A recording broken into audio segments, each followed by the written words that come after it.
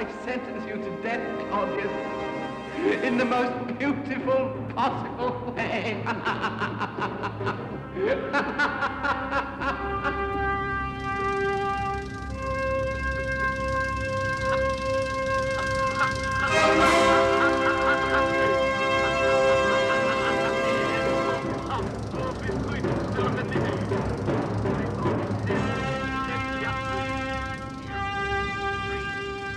I sentence you to death, Claudius, in the most beautiful possible way.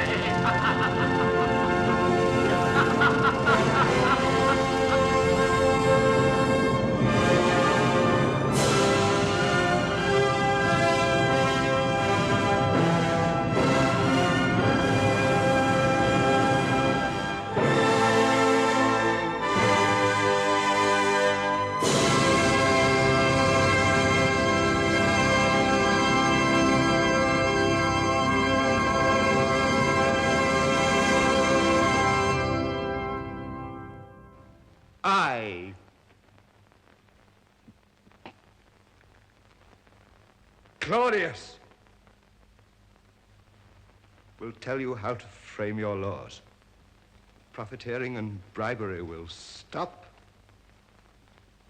This Senate will function only in the name of Roman justice, and all of you who have acquired office dishonestly will be replaced by men who love Rome better than their purses. 126, take 6. He claims the full moon will see my death. If he's wrong, I'll have him killed. If he's right, I'll take him with me. I can use a clever old vulture like that, even in death. 68, take 8. My first act as God shall be one of clemency. I sent for you because I wish to put an end to your career as an historian. You might write something I didn't like, but we shall postpone your death until tomorrow.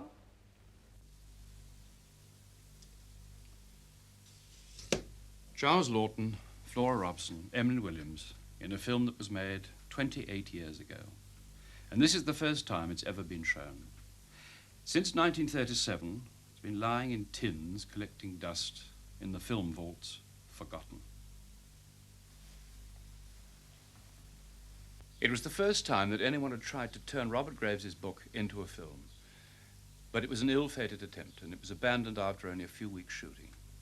But it was such a sensation at the time, and the mystery surrounding it was so intriguing, that we thought you might like to know the inside story. But getting the inside story hasn't been easy. All the records have either been destroyed or lost, and so getting the facts has involved a lot of patient detective work, tracking down people who worked on it, those of them who are still alive anyway, to find out what really happened. But the story begins, in more ways than one, with Robert Graves in New York. Well, really, the whole story starts with the appearance in my life of the Emperor Claudius. And that was in about October 1929, just before I emigrated to Majorca, where I've been living ever since. And I noted in my diary, I used to keep a sort of commonplace book in those days, I no longer do, that I'd been reading the story of Claudius in Suetonius and Tacitus, and I knew there was a mistake somewhere, and that one day I'd write the real story if I ever needed the money. I actually said it in those words. Well, then I went to Majorca, and after about 5 years, money started running out, and I got caught in a very big land deal. And I found that I had to make £8,000. I had to make £4,000. I regard this as a very personal affair between me and Claudius. So the book came out, and I made £8,000. So I was able to take the mortgage off my house and able to think about things again. One person who read the book shortly after it came out was someone I later got to know, the late Sir Alexander Corder.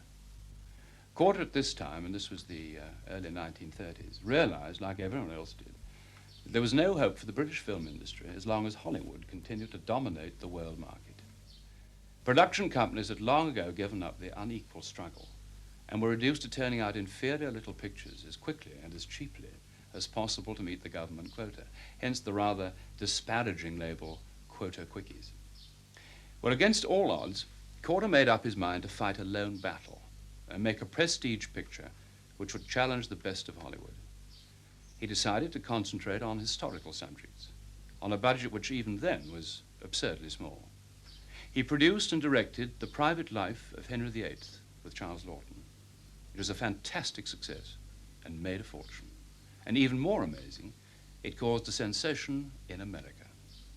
He followed this up with more lavish productions like Catherine the Great, The Scarlet Pimpernel, Fire Over England with Laurence Olivier and Flora Robson, Rembrandt with Charles Lawton and Gertrude Lawrence. And then he looked around for something even more ambitious, something that would really shake the cinema world, an epic to dwarf all epics. I, Claudius, seemed the perfect subject. He still had Lawton under contract. Now here was a story of murder, lust, and intrigue on the grand scale, a violent struggle for power with ancient Rome as its spectacular setting. He cabled Robert Graves. Well, I didn't, I thought that was over. And then one day I got this cable from Korda that he wanted to buy the rights. So I thought, fine. Korda was a remarkably good chap. He was cynical, but he was real. His only failing, if I may call it so, was making himself a centre of expatriate Hungarians and really filling up the studios with Hungarians who were not altogether qualified for the jobs which he gave them, especially in the English department. Turning the book into a film script was obviously going to be a difficult task. In one's innocence, one might be tempted to think that the best man to do it was Graves himself. I was eventually shown a bit of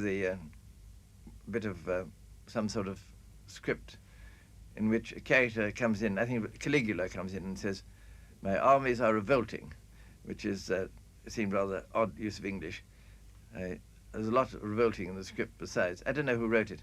There's somebody, a character called Biero was somehow concerned, another Hungarian. And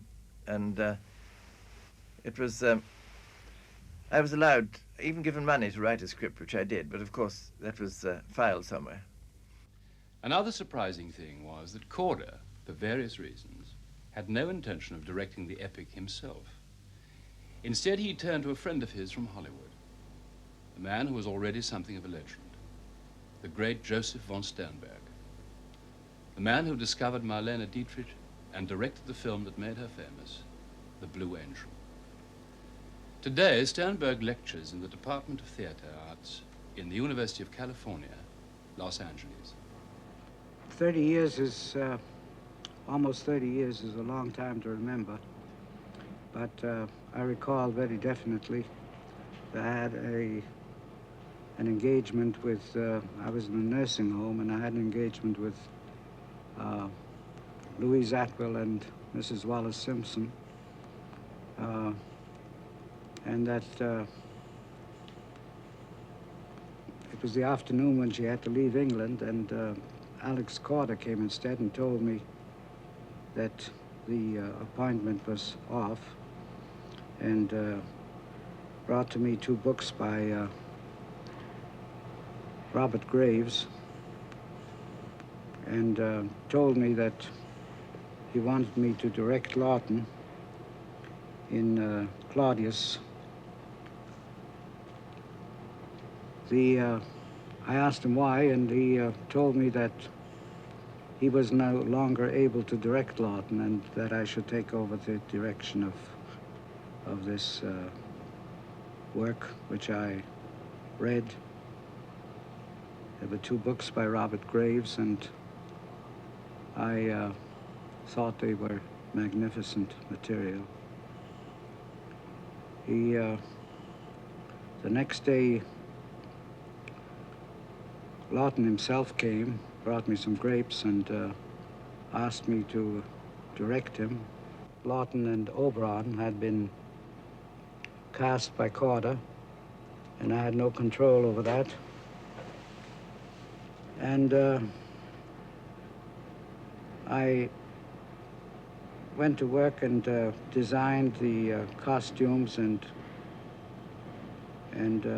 chose the other members of the cast, who were Flora Robeson and and Emlyn Williams, a very bright young man, and Ralph Richardson, and Robert Newton, and some other distinguished members of the acting fraternity.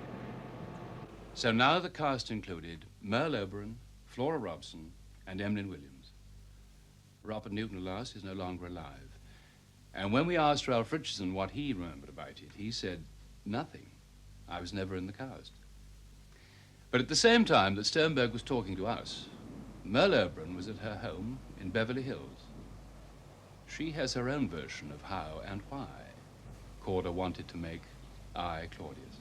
I was Alex's only star at the time, under contract to him, I mean.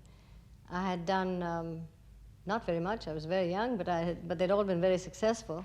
Henry VIII, The Scarlet Pimpernel, Don Juan, and then The Dark Angel with Sam Goldwyn in America, which was a very big success.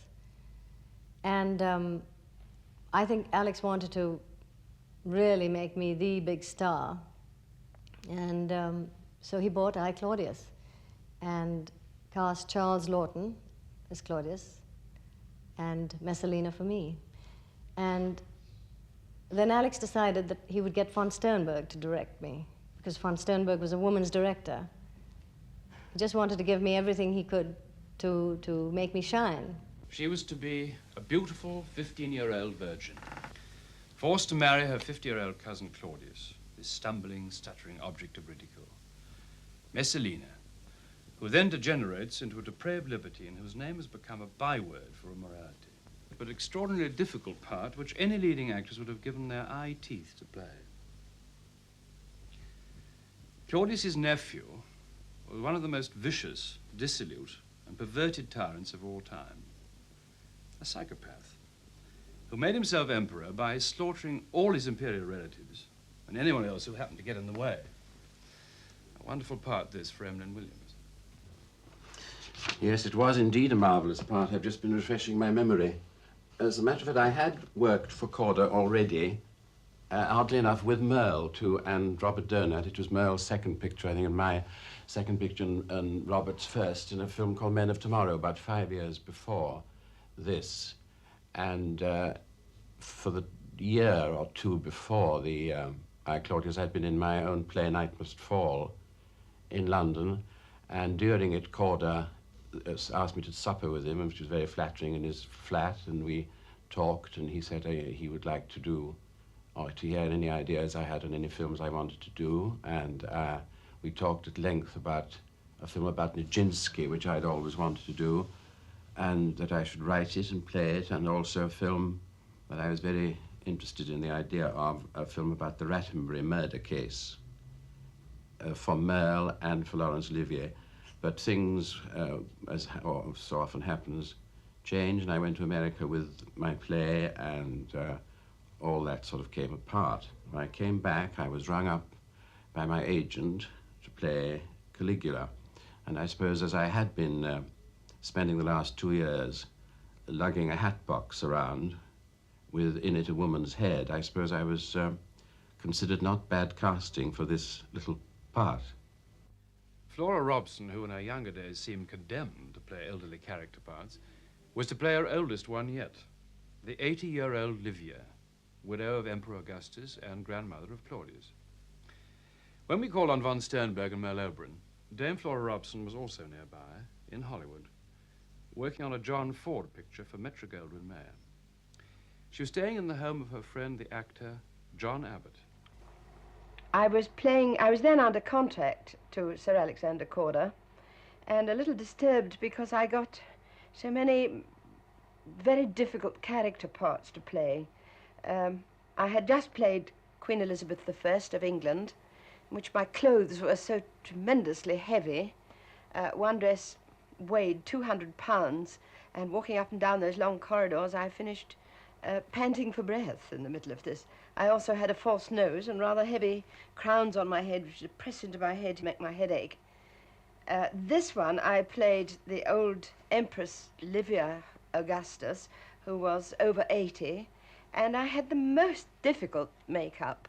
I had cotton wool pads put here to make my eyes very baggy. And they used to pour collodion, kind of new skin, over this to make it stick on. And this was very hot. And my whole face was covered with liquid rubber. The clothes weren't too heavy, I don't think, but in order to get to this age, and then I was in my early 30s, I developed a sort of palsy and used to twitch with my mouth to make myself seem much older than I was. I was Alex Corder's special script girl, or continuity, for years. And as such, I was in charge of the continuity on I, Claudius. You may wonder what on earth I'm doing sitting in this terrible derelict old room. But actually, I'm in one of the rooms of what was the mansion of Denham Fisheries.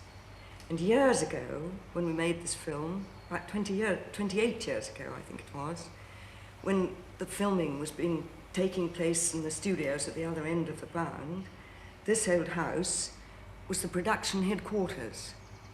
Alex's own office was actually in the room above the one that I'm sitting in. It's very sad and rather nostalgic to go up there now and see all the broken glass and the plaster peeling off the walls. But in those days, when it was all beautifully furnished, Alex used to sit at his desk up there, and it was from that desk, looking out onto the beautiful scene of the trees and the water that you can see from the window, it was there that Alex planned this film, which was to be the best film he'd ever made, I, Claudius. I was 16 at the time and an art student at Chelsea Polytechnic studying scenic design, which is how I started in this business anyway. And already people were talking about the fantastic sets at Denham. And I was fortunate enough to go down myself and see them. And they were fantastic. Corder's brother, Vincent, designed the sets. And in the huge new studios at Denham, which had been specially built for Corder, an army of craftsmen were recreating the palaces, the Senate House, and the temples of ancient Rome in all their splendor. So the cast was lined up, the script finished, and von Sternberg was almost ready to start shooting.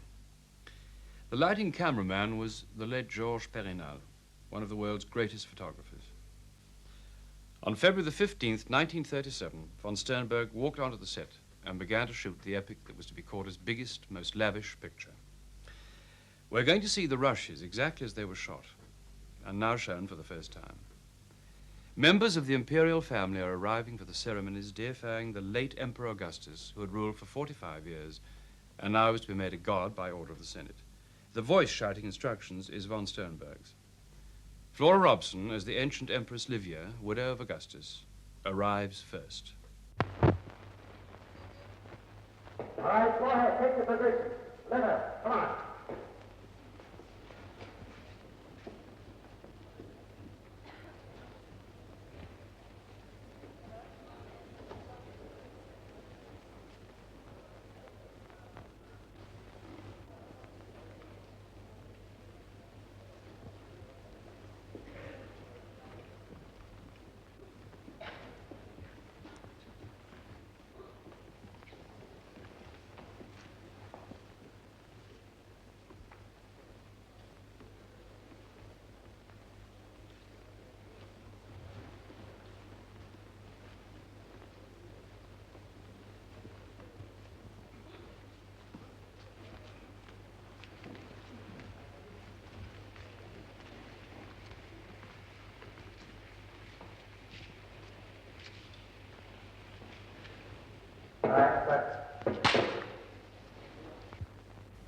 Next to arrive is the villainous nephew of Claudius, Emlyn Williams, as Caligula.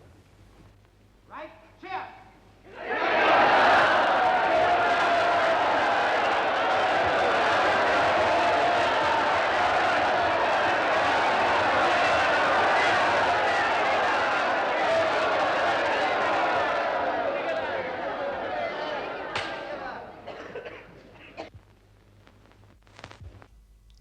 I don't remember having a makeup test for the part, which was odd, which meant that I only met the director on my first day of shooting, which was a Roman orgy starting at 6:30 in the morning on a January or February day and ending at 6:30 at night.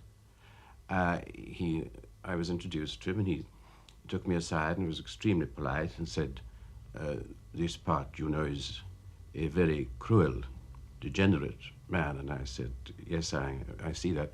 He said, perhaps so degenerate, perhaps a little bit sissy, not too much.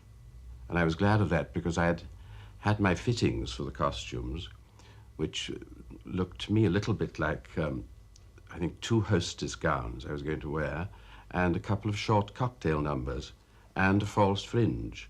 And so I had said to myself, watch out. He's the vilest, most despicable little reptile that the gods ever created.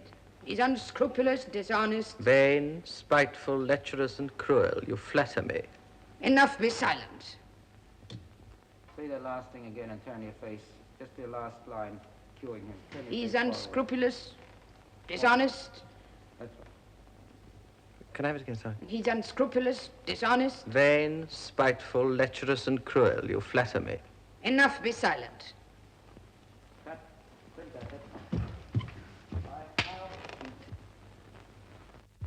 Usually, of course, the one person who never appears in front of the camera is the director. But on one rare occasion, at the end of a scene with Flora Robson, just before the camera was switched off, Sternberg comes into shot. When is the full moon, Thrasyllus? Tonight, Lady Olivia. Ted, print that. Fine. That's fine, and it's just Emmeline. I remember being quite excited the first day on the set to see a great director from Hollywood. He always alarmed me a little bit. He was a bearded man who, I think he was the last of the film directors who dressed up for the part. He used to wear sometimes riding breeches with laced-up boots and a big sort of shooting jacket with very large pockets and a sort of silk turban round his head. Other days he'd come in a silk dressing gown, but it was those high boots I first was very surprised about, but something different every day. Despite the difficulties I had with some of the actors, and Mr. Lawton in particular, he was magnificent in several of the scenes, and he more than made up for the scenes which were not very good, but which would pass.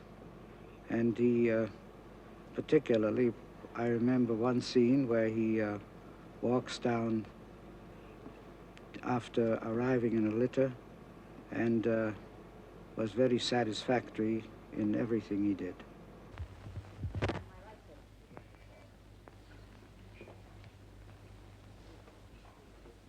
Right, action! Uncle Claudius! Uncle Claudius!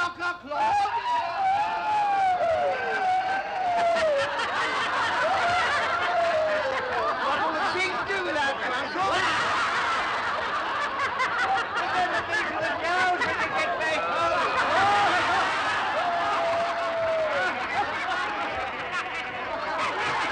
Don't forget the goat!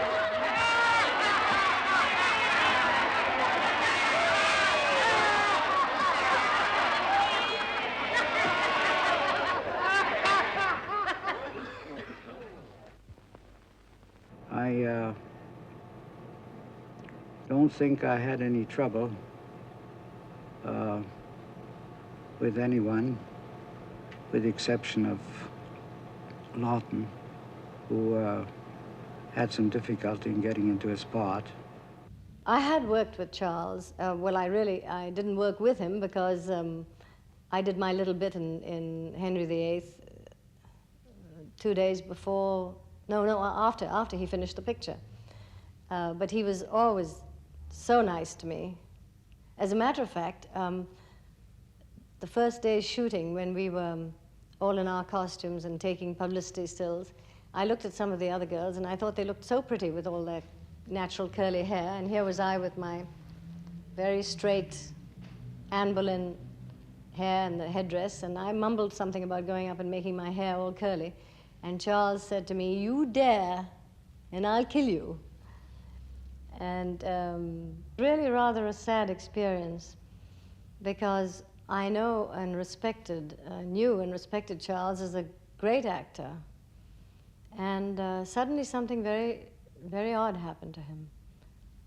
He would come on the set every day and get made up and get dressed and then say he couldn't find his character and break down. And many a time he'd come into my dressing room where I'd be made up, ready to go on the set, and put his head in my lap and cry. And I felt so sorry for him because I knew he wasn't doing it on purpose. But this went on and on and on. I don't know, it seemed like forever. I don't know how long it did go on. But we were delivered by a most unfortunate thing to me, an accident. I had a motor car accident. And so they canceled the picture, and Lloyd's had to pay up a great deal of money. Asiaticus, stand up. Not only are you a stuffed and puffed up... Not only are you a profiteer, but... Not only are you a profiteer, but since we're dealing in personalities, you're a stuffed and puffed up glutton. You'd sell your soul for the tail end of an anchovy. Since no one else seems eager to show his eloquence, I will inform you the conditions upon which I will accept your support. I'm sorry I've gone.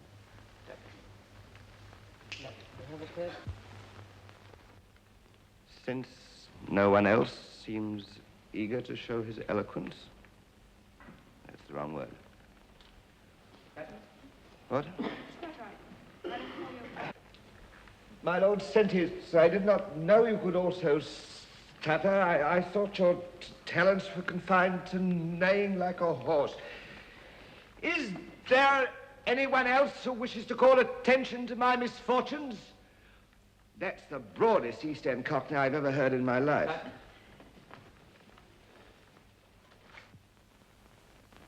In fact, day after day, he used to arrive at the studio and say, "I can't find the man, Joe. I can't get the man."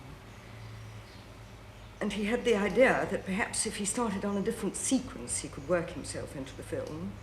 And so, as at that time we were the only film company filming at Denham, we built stage after stage on each of the many, set after set on each of the many stages in the studios. And each day we'd start on a different sequence and hope that Charles would perhaps find the man. And then one day he arrived breathless and rather late on the set, very excited, and came up and said, "Joe, I've got the man. I've found him. Don't you realize it's Edward VIII?" And he got hold of a gramophone record of Edward VIII's abdication speech to the nation. And thereafter, he would never film until he'd first of all retired to his dressing room, which was a caravan on the set, and played through Edward's last speech as king to the nation. And after he'd heard it through, Charles would come and try and play his part of Claudius in the film. The public, thank heavens, never knows the private agonies actors sometimes have to go through. Sternberg had a wonderful visual sense. He liked huge sets and working on a grand scale. And Claudius gave him enormous scope. He was never a man to do things by halves. But sometimes matters were inclined to get a bit out of hand. And other people found they had problems too. Like John Armstrong, Corder's costume designer. One morning, he asked me, "Have we any Vestal virgins?" I said yes. He said, "How many?" I said 6, which was the authentic number. He said, "How were they dressed?" I got him my drawing, which I took from a statue in Naples. They were well covered with clothing, with a kind of tiara on their heads. A lure was not allowed. In fact, they were buried alive if they broke their vows of chastity. He looked at the drawing and said, "This won't do for me. I want 60, and I want them naked." He defined naked, bra and pants under a veil. And he said, "I want them on the set tomorrow morning." There was no arguing. I went off to London to hold a parade of extras to choose the girls, while the wardrobe set out to cut 60 circles of 5-foot radius out of scenic gauze. Next morning, the Vestal Virgins duly appeared on the set, diaphanous, holding tapers, and arranged up a magnificent flight of steps in the temple scene. It looked lovely, but it had nothing to do with the Roman religion. Every director requires a different service from his scriptgoer because they all work quite differently. Von Sternberg was a first-class cutter, and he always knew exactly which section of every angle he was going to use and exactly where he was going to cut it. I really first discovered what a brilliant cutter von Sternberg was and how he edited the film in his mind before he ever started to shoot, when on the first 2 Sundays during production, 3 of us worked in the cutting rooms with von Sternberg as his assistants while he started to edit the film which we had already taken. You can still see those old cutting rooms. They were, in fact, the stables of this very house. But like this old house, they're now in just the same terrible state of dilapidation. We went and had a look at them this afternoon. And I shall never forget those Sundays winding and unwinding all those thousands of feet of film while the 3 of us tried to keep pace with von Sternberg, who cut the material at a most prodigious rate.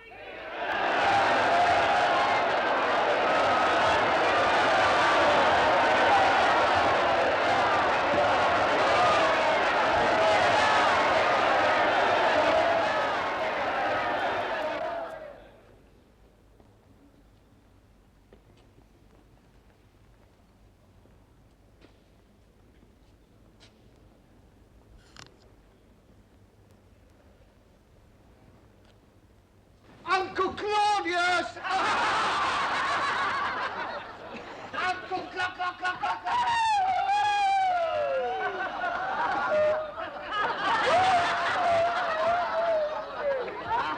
What will the pigs do without you, Uncle? What will the pigs of the cows when you get back home?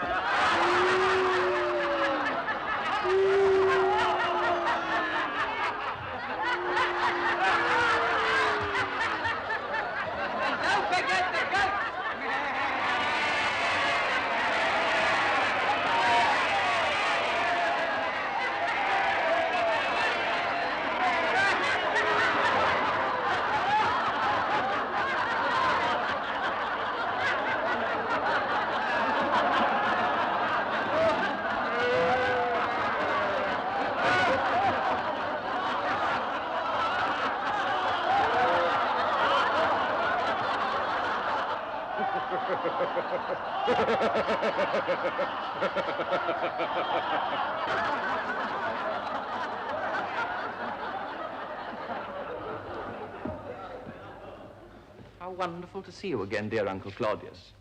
I thought you were on your farm. I was You were ordered to attend. I hear that you're teaching your pigs to read. Is that true? My pigs, why? So as to have readers for all the Roman histories you write.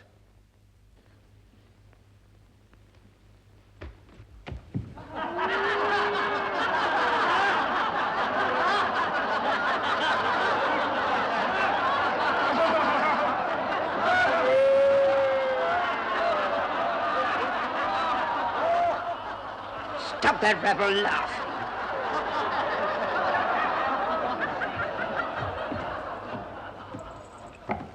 Grandmother, you remember my dear Uncle Claudius, who prefers the society of pigs to that of the court? I have asked Claudius to be present at these ceremonies and to be my guest at dinner tonight. But Grandmother, think of his table manners. Be silent, you impudent puppy. You take your uncle for a fool, but he's not. I sometimes think he pretends to be one so as to make fools of us. Far from being a fool, he's the last decent man left alive in Rome. One can rely on him. If he makes a promise, he keeps it. And when he swears to the truth, it is the truth. Am I right, Claudius? Don't let him start talking. He might have a stroke. And you, Claudius, you think this nephew of yours a harmless buffoon, but I know better.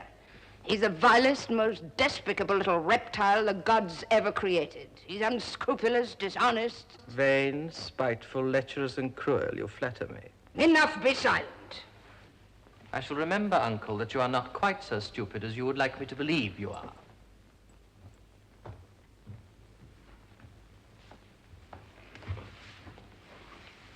An unpleasant youth.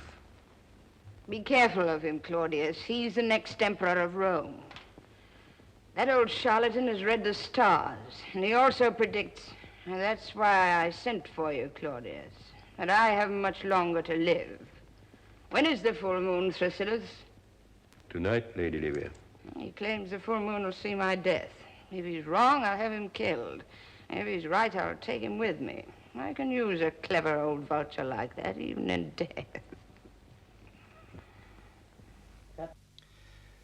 The quality and the splendor of that still survives after nearly 30 years. This indeed was an epic in the making. Now here's another scene. This time in the Senate, in which Caligula, who's just made himself emperor, is indulging in an orgy of megalomania. Right, action. After a great deal of deliberation, I have been commissioned by my colleagues to ask the Senate to vote 50 gold pieces to every soldier in our glorious army, the same to be distributed at once. The treasury is empty, and unless the honored senator has the amount required concealed on his generous person, the army must continue to serve for patriotic reasons alone. Enough of this oratory. Fill the treasury, invent new taxes. I want the army paid. Impossible, Caesar. The Roman people are already taxed beyond endurance. Are the married people taxed? No, well then tax them. Tax the single. Tax those that have children and those that have not. Tax those who ride and those that go on foot. Tax those that have doors and windows, and tax those that haven't any. I don't think it will be necessary to take extreme measures. I propose that we double the existing taxes. The people will not complain at having to pay for the privilege of being ruled by so profound a thinker as the illustrious Caligula. I could not have expressed such lofty sentiments better myself.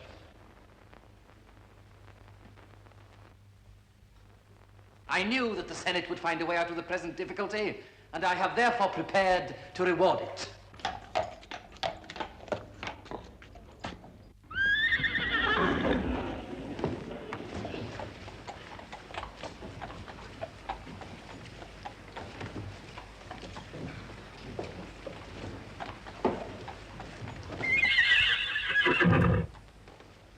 I now honor this noble house by appointing Incitatus, the greatest racehorse in the empire, a member of the Senate. Well, why does nobody greet him? Who's the older senator? Up on your feet and welcome him.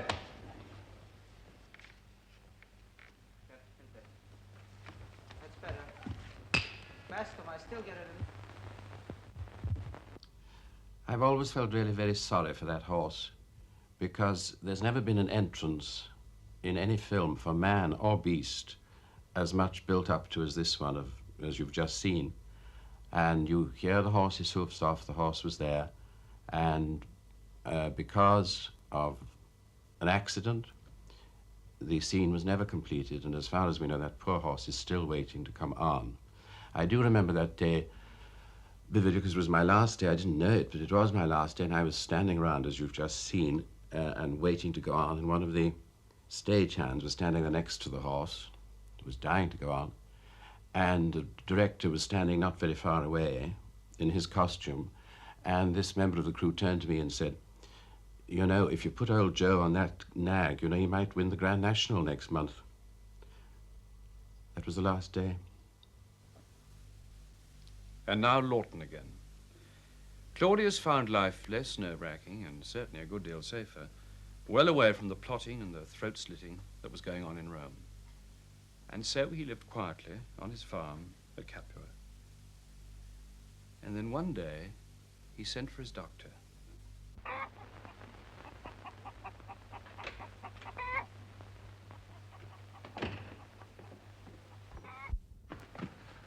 We've been waiting for hours, Doctor. Is your master ill? You know he cares little for his own health, sir. Don't be angry with him. He sent for you to cure one of his pigs. I could never be angry with Claudius. What's wrong with the pig? Surely he has pigs enough? It's the runt of the litter, Doctor. It's a little one. Weak and stunted and almost blind. There's one like that in every litter. And that's the one your master loves, eh, Narcissus?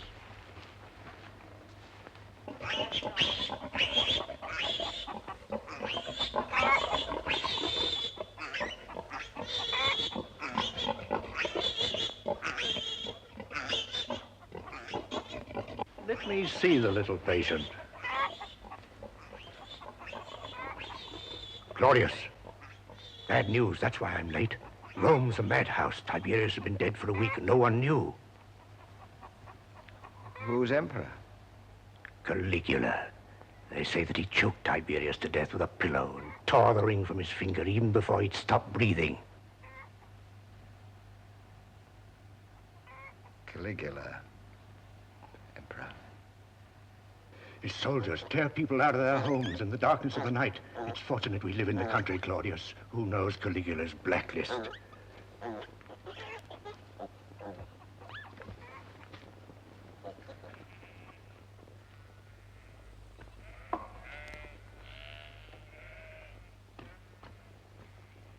How long have you been my slave, Narcissus? 9 years, Master. You're free now. I don't want to leave you, Master. Let me stay with you.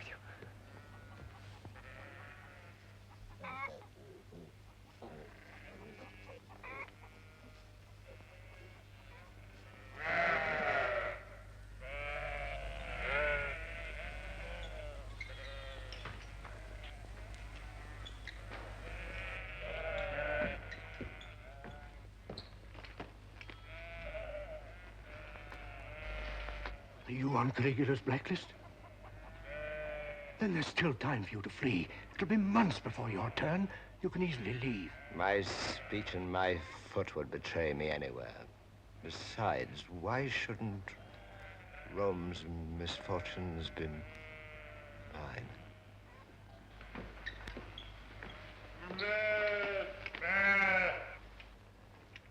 My lord Claudius, you are to proceed directly to the Hall of Justice.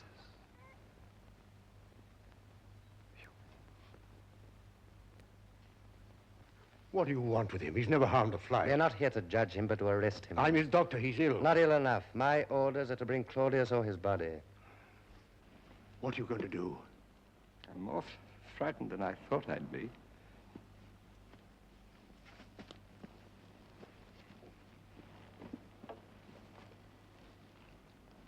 Should we not see each other again, look after my home and the little runt. I'm a bad friend, Claudius. I can do more for that little pig than I can for you.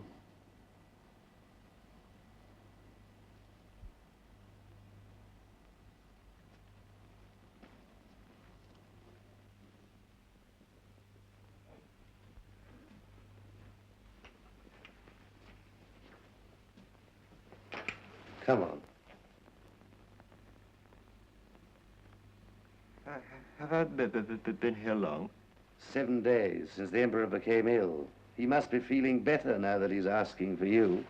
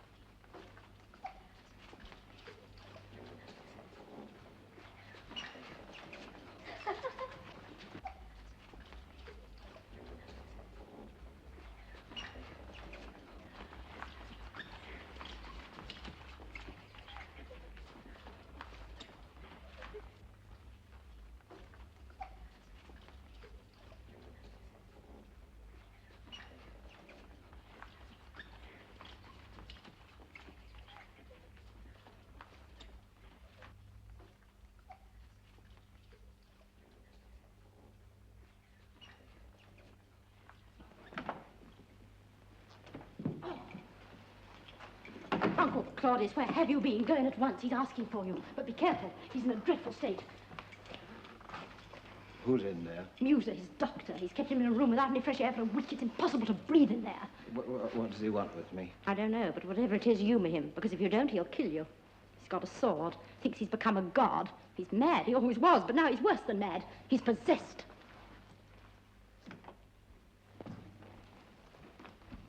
Ah, my Lord Claudius, I hope you're well. Is that old quack Xenophon still treating you? He's my best friend. I think I could cure that stutter of yours. Do you still limp? I limp with my tongue and stutter with my leg. Nature never quite finished me. I could cure that limp of yours, too. I've a method of breaking bones in several places and resetting them. I've become rich and famous, Claudius, and don't need clients. But for 1,000 gold pieces, I could cure you of all your ills.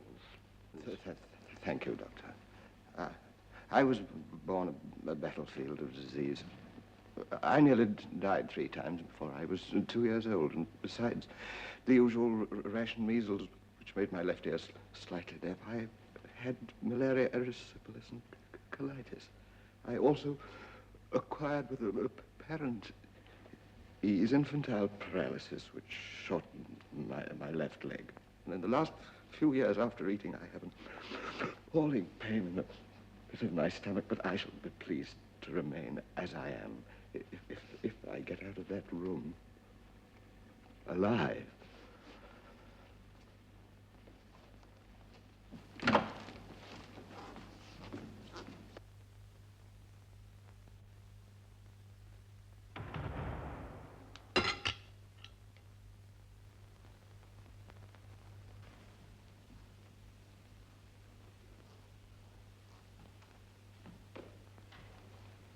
Down on your knees.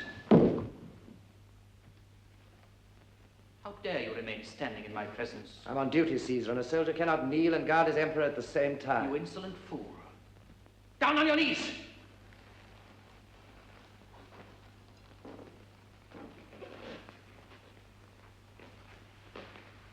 Now get out.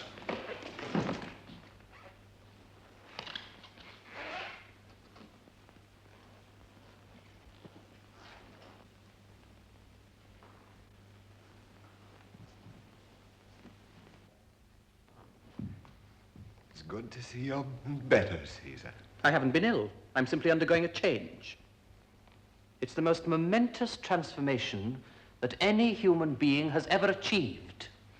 A prophecy is about to be fulfilled. I am being reborn.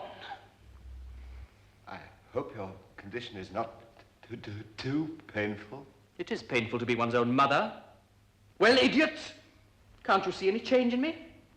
I was blind not to see it instantly. You're no longer human.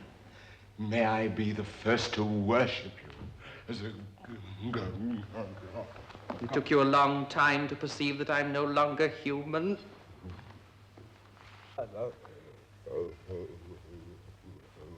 Have mercy, I was overcome. I've only been used to the pigs. My first act as God shall be one of clemency. I sent for you because I wish to put an end to your career as an historian. You might write something I didn't like, but we shall postpone your death until tomorrow. Print that. That's very good.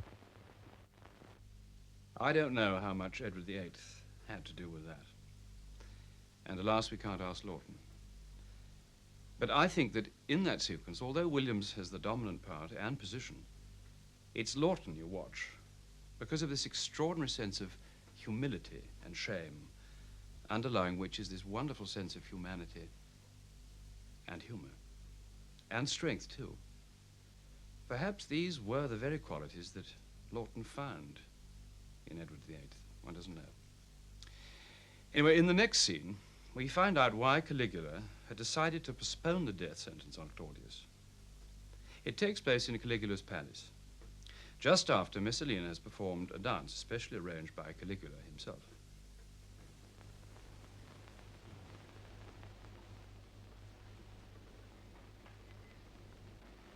Isn't she fantastically beautiful?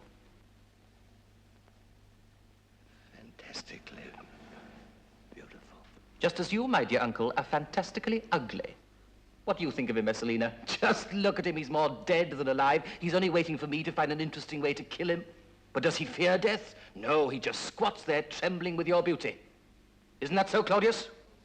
How can one conceal anything from the gods?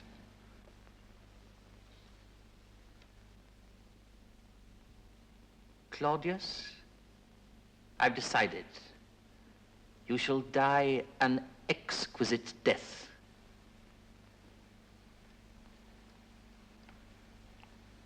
How? My God and my master. Messalina, how would you like to marry Claudius?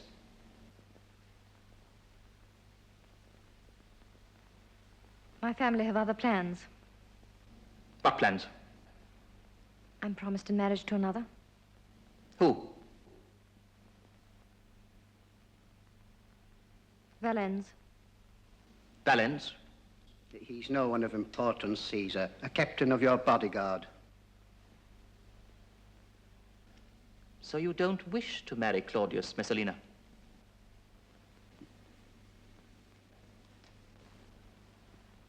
No, Caesar.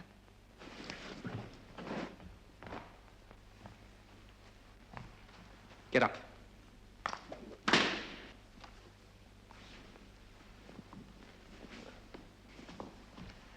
Claudius, I condemn you to die through the hands of a beautiful woman.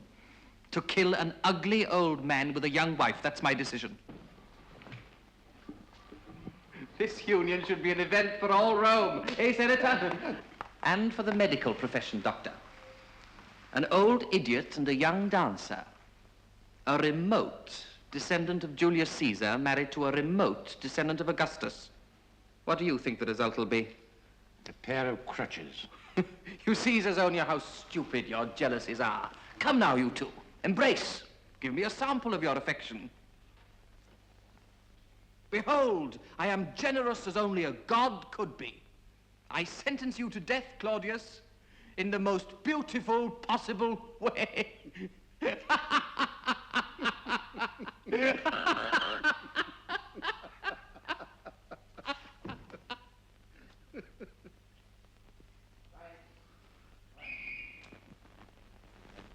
Well, when eventually his mad nephew Caligula had killed off practically everyone remaining and was himself murdered by one of his captains, the soldiers found Claudius hiding behind a curtain, and they recommend he was their old boozing chum. You see, he was a good guy. He was a good scout, and so they, instead of having anyone else forced on them by the Senate, they said, "He's our emperor."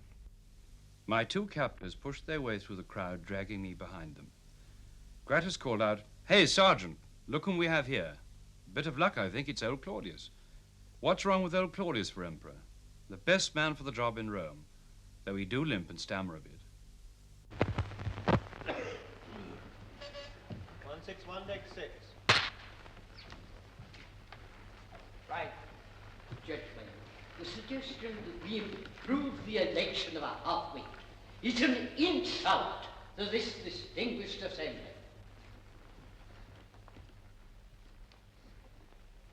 Before we adjourn for dinner, may I be permitted to point out that the proposed emperor has one leg shorter than the other? And may I also draw your attention to the fact that this leg being shorter is probably responsible for the other leg being longer? Senators, the cause of the Roman Empire could find no better champion than Claudius. I am ready to stand at his side. Whether the Senate endorses our choice or not, I'm afraid it will be compelled to accept it. Are you out of your senses? You freed us from the tyranny of a madman, only to deliver us into the hands of a stuttering idiot? We'd become the laughingstock of the whole world if we accept this dummy as emperor. My lords, I respect the constitutional rights of this noble house and would only accept the acclamation of the army if this noble house elects me Emperor.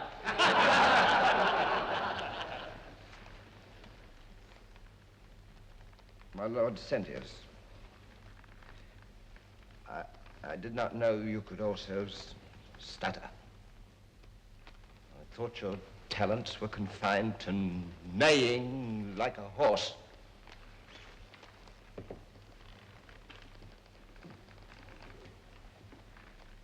Is there anyone else who wishes to call attention to my misfortunes? Or shall I call attention to yours? Sentius, get up. Not only are you a pompous ass and a hypocrite, but you have acquired your position through bribery. Asiaticus, stand up. Not only are you a profiteer, but since we're dealing in personalities, you're a stuffed and puffed up glutton.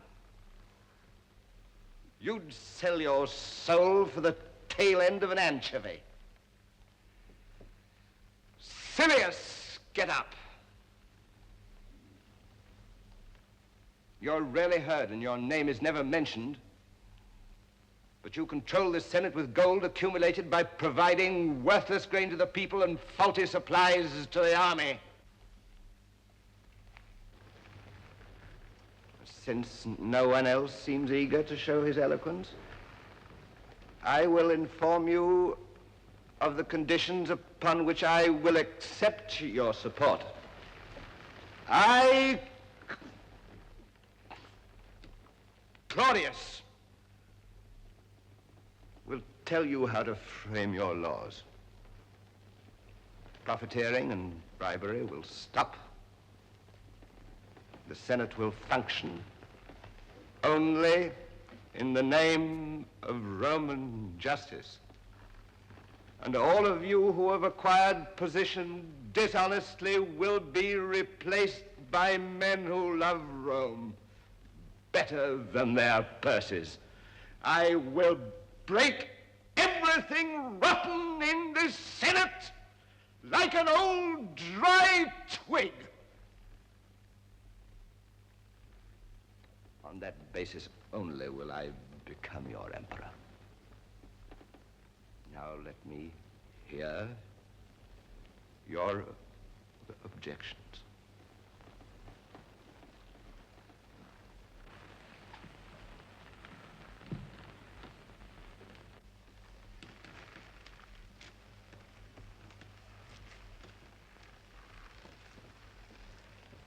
Now I will give the army the terms on which I will accept.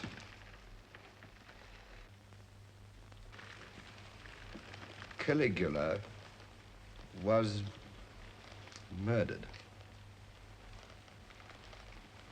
He ruled by force.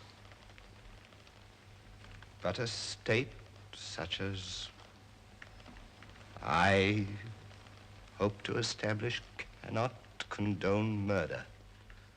For violence is an enemy to justice.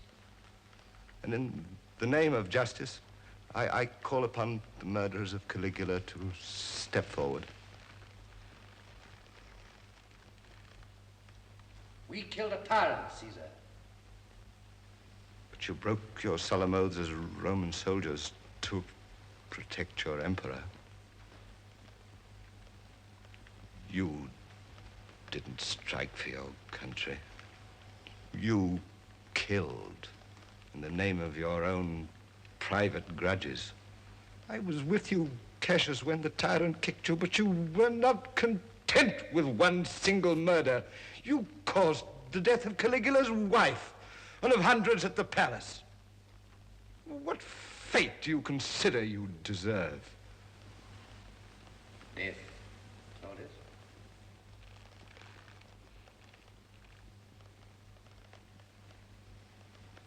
For that answer, I will take your families under my protection.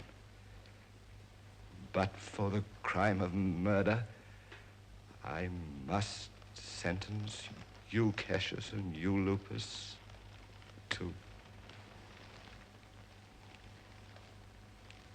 death. I will call upon the army to have that sentence executed.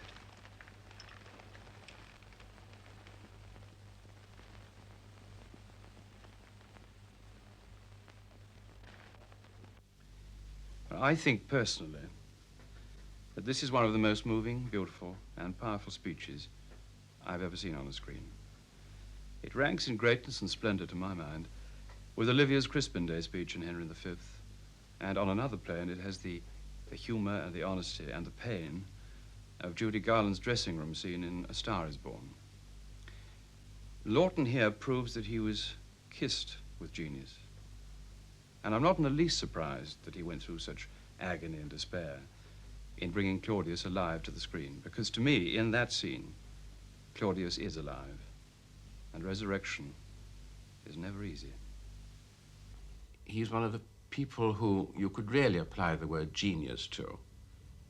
It's a very difficult word to really live up to. When Charles was at his best, it was something that you, well, everybody knows that. It's never, no other actor can quite do it the way he does it. And of course he was difficult. Anybody like that is difficult. He was a child. He was a brilliantly gifted child who had this instinct for acting. He had a complex about his appearance. He was a brilliantly natural, instinctive actor, but he wanted to rationalize his performances. He wanted to feel that he really was governing them with his intelligence. And an actor's intelligence is not the same as any other person's. An intelligent actor is a fine actor, and he should have left that alone and just acted, but he wanted reassuring. And in this case, I know that he went to see Mr. Sternberg, I beg his pardon, Mr. von Sternberg in hospital, and gave him grapes. But it looks to me as if when they got onto the studio floor that Mr. von Sternberg didn't give Charles very much. What Charles needed was sun, and all he got, it seems to me, was frost. And destiny, perhaps fortunately for our peace of mind, is unpredictable. Almost exactly a month after shooting began on this picture, the blow fell. I was going for a fitting, I remember now, and I had this rather wild chauffeur, and every time we'd try to make a street crossing, and I'd wonder if we were going to make it this time. Well, this time we didn't. And the next thing I knew was I was sort of coming to on a pavement, surrounded by people. I didn't know where I was, but I could hear the people saying, "It's Merle Oberon, it's Merle Oberon." And then I'd go out again and keep coming back and going. And the next thing I knew, I was in the emergency ward being sewn up. And one of the surgeons said to me, "What's your name?" And having heard it on the street, I said, "Merle Oberon." And he said, "Oh, come off it." And it's rather sweet, because he came up to me a few days later and he said, "I must apologize." He said, "You see, a lot of people come into emergency and they imagine they're all kinds of people." We waited for a little while and then decided to shelve the project. They used to tease me after and say that every time I had a cold, the bell would ring at Lloyd's. Actually, it was quite a disappointment to me, because I thought that Claudius would have made a very fine film. And in considering the events that led up to the close of Claudius, I was rather sorry that actors had truncated my film. There was no way of replacing Merle Oberon. Actors had truncated my film. Well, that sounds as if an actor or actress had come in deliberately and willfully and just destroyed this product. But actually, the person who really was nearly truncated was poor Merle, being thrown through that windscreen, which was the real accident that finished the whole thing. And the other thing is, Merle could not be replaced. I do know that if the film had been going absolutely wonderfully and was going to be the greatest success in the world for everybody concerned with it at that moment, and I had been in that taxi and gone through the windscreen, even though I'd shot all this stuff, I know that they would have replaced me. The accident was an accident, but it was a godsend. It was obvious that Charles was terribly unhappy, Sternberg was unhappy, Corder was unhappy, and Merle wasn't unhappy, but you know, she was unhappy. She was in hospital, and it really was a very lucky chance once one was sure that Merle was all right. So much so that last year I remember meeting Merle in New York, and we were discussing this, oddly enough, and I said it was such a godsend in a way that, are you sure it wasn't Alex dressed up as a chauffeur driving the car? And she said, of course, wicked. But, and of course it couldn't be, because there she was in hospital, poor girl.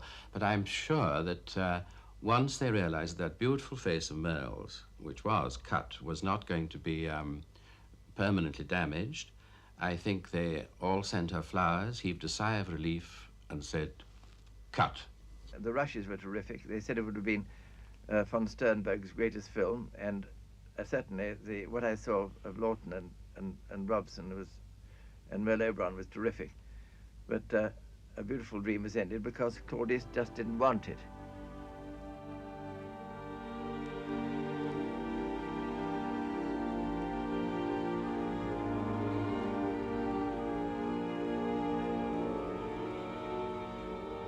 He keeps his dignity. He doesn't want to be shown, his imperial face to be shown on the screen. He didn't mind books being written about him. He didn't want to be portrayed, even by Charles Lawton. Nothing came of it. Nothing perhaps ever will come of it. But Claudius is having a quiet smile somewhere about it.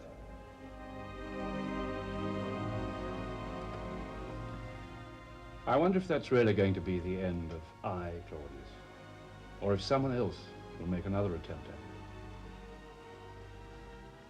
Robert Graves is so certain, so sure, that Claudius doesn't want to be portrayed, but I wonder if he's right.